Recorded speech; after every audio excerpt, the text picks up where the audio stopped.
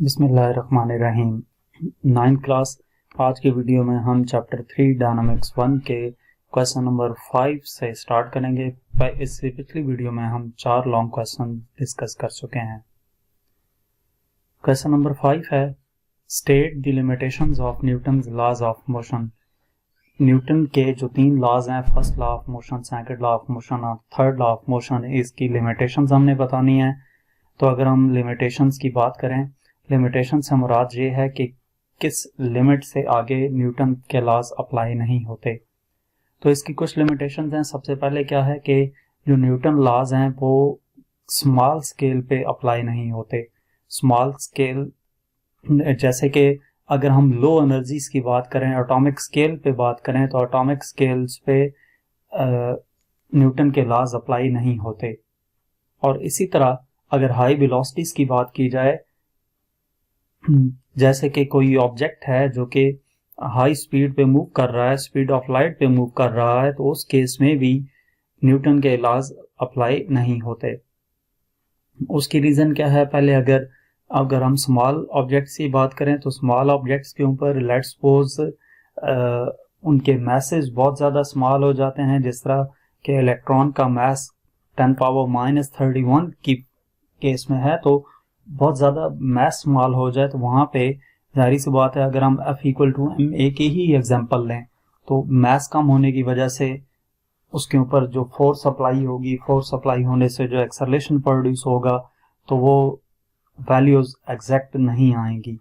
इस वजह से न्यूटन के लॉज अप्लाई नहीं हो सकते स्मॉल स्केल। और इसी तरह लार्ज स्केल की भी बात करें, तो उस केस में भी हाई वेलोसिटीज पे जब ऑब्जेक्ट मूव करते हैं तो तब भी न्यूटन के लॉज अप्लाई नहीं होते।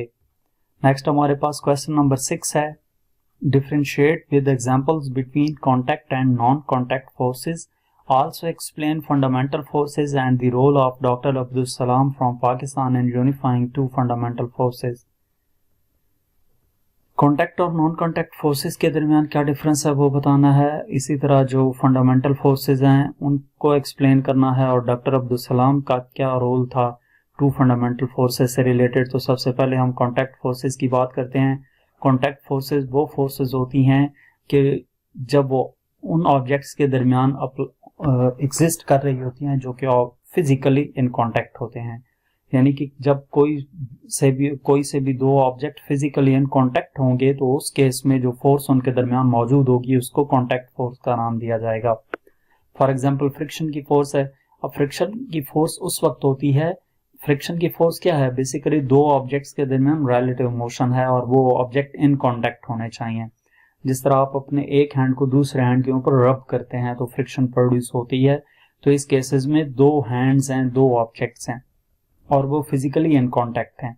नॉर्मल फोर्स कौन सी फोर्स होती है? वो फोर्स जो किसी दूसरे ऑब्जेक्ट के ऊपर परपेंडिकुलरली अप्लाई हो रही होती है। जैसे बुक टेबल के ऊपर अगर पड़ी हुई है तो बुक का वेट डाउनवर्ड होगा और टेबल बुक के ऊपर जो अपवर्ड फोर्स अप्लाई करेगा वो नॉर्मल रिएक्शन फोर्स कहलाएगी। इसी तरह टेंशन की फोर्स है। टेंशन की फोर्स रोप में होती है, केबल में या स्ट्रिंग में। जब स्ट्रिंग के साथ हम कोई भी वेट हैंग करते हैं तो वेट डाउनवर्ड होता है और उस स्ट्रिंग में जो फोर्स होगी वो टेंशन की फोर्स होगी और अपवर्ड डायरेक्शन में होगी। एयर रेजिस्टेंस जो है, इस केस में भी ऑब्जेक्ट इन कांटेक्ट होता है। The force exerted by air on an object moving through it। तो ये चारों अगर हम एग्जांपल्स देखें, फ्रिक्शन की फोर्स है, नॉर्मल फोर्स है, टेंशन फोर्स है या एयर रेजिस्टेंस है, चारों केसेस में ऑब्जेक्ट इन कांटेक्ट होते हैं। तो इस वजह से ये कांटेक्ट फोर्सेस की टाइप्स हैं। इसी तरह अगर हम देखें नॉन कांटेक्ट फोर्सेस को, तो नॉन कांटेक्ट फोर्स की अगर हम बात करें तो इसमें ऑब्जेक्ट फिजिकली इन कांटेक्ट नहीं होते। जैसे ग्रेविटी है। अब ग्रेविटी क्या है कि अर्थ हर ऑब्जेक्ट को अपने सेंटर की तरफ खींचती है। अब उसके लिए ऑब्जेक्ट का अर्थ के साथ इन कांटेक्ट होना जरूरी नहीं है। तो ऑब्जेक्ट इन कांटेक्ट ना भी हो तो तब भी फोर्स अप्लाई हो रही होती है, उसको नॉन कांटेक्ट फोर्स का नाम देते हैं। जिस तरह ग्रेविटी की फोर्स है, इसी तरह इलेक्ट्रोमैग्नेटिक फोर्स है जो मैग्नेट्स के दरमियान हो सकती है, चार्ज पार्टिकल के दरमियान हो सकती है, स्ट्रॉन्ग न्यूक्लियर फोर्स है और वीक न्यूक्लियर फोर्स है। इन फोर्सेस के लिए भी ऑब्जेक्ट्स का इन कांटेक्ट होना जरूरी नहीं होता।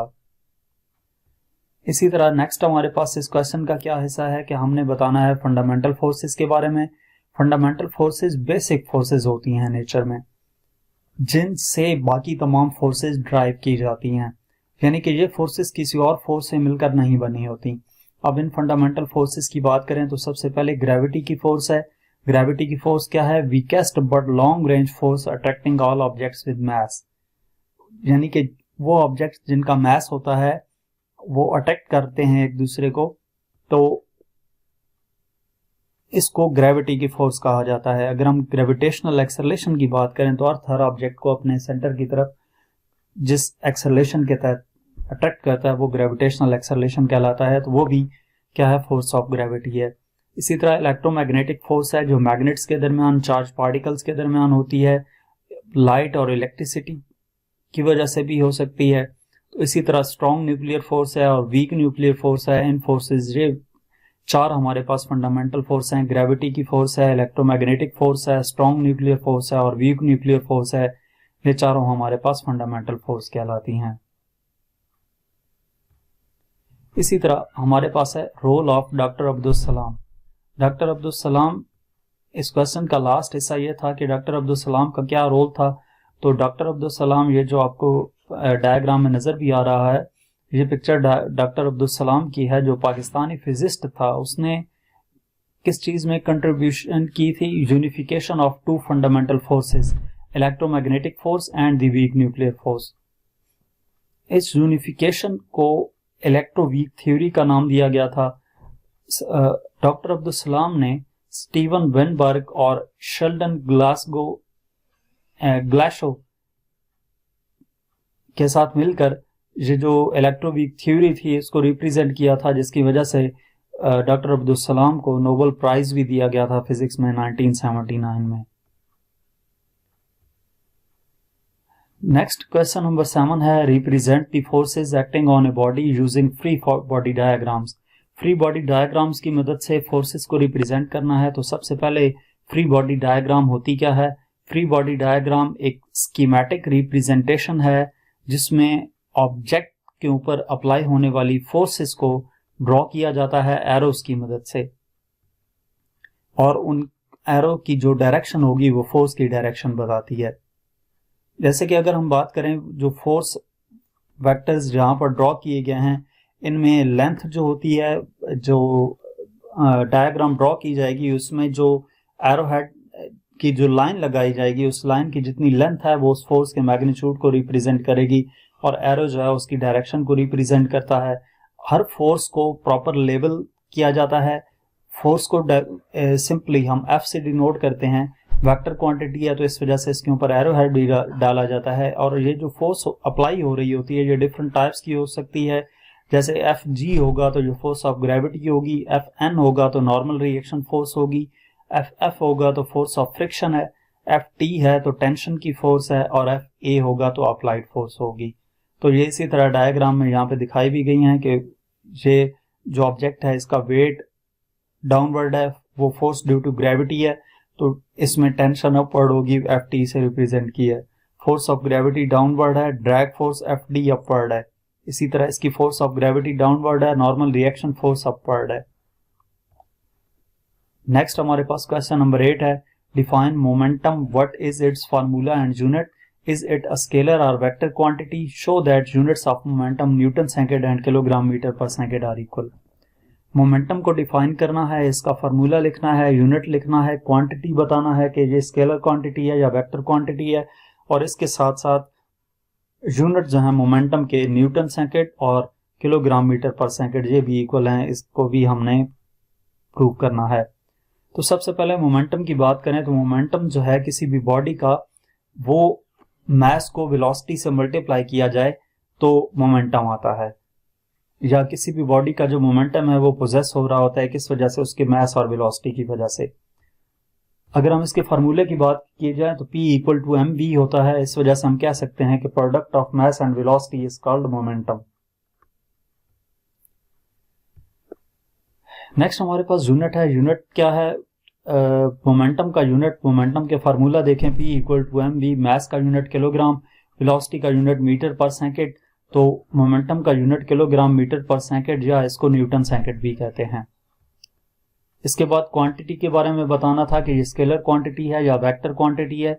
तो मोमेंटम को रिप्रेजेंट करने के लिए हमें डायरेक्शन की ज़रूरत होती है, इस वजह से मोमेंटम एक वेक्टर क्वांटिटी है और जिस डायरेक्शन में ऑब्जेक्ट की वेलोसिटी होगी उसी डायरेक्शन में मोमेंटम की डायरेक्शन होगी।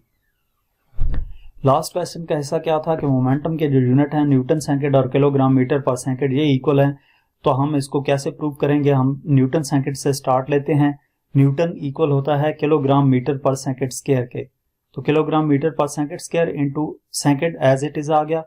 एस जो है बेस सेम है, पावर्स इनकी ऐड होंगी, -2 + 1 आ जाएगा, तो किलोग्राम मीटर पर सेकंड आ गया। इसका मतलब ये है कि न्यूटन सेकंड और किलोग्राम मीटर पर सेकंड दोनों इक्वल हैं। तो यहाँ तक इस चैप्टर के जो लॉन्ग क्वेश्चंस थे वो थे, जो बाकी लॉन्ग क्वेश्चंस रह गए हैं वो देखने के लिए हमारा चैनल विजिट करें। इसके अलावा अगर आप किसी भी सब्जेक्ट की ऑनलाइन जो हम ट्यूशन पढ़ना चाहते हैं तो हमसे व्हाट्सएप पे कांटेक्ट कर सकते हैं। Thank you.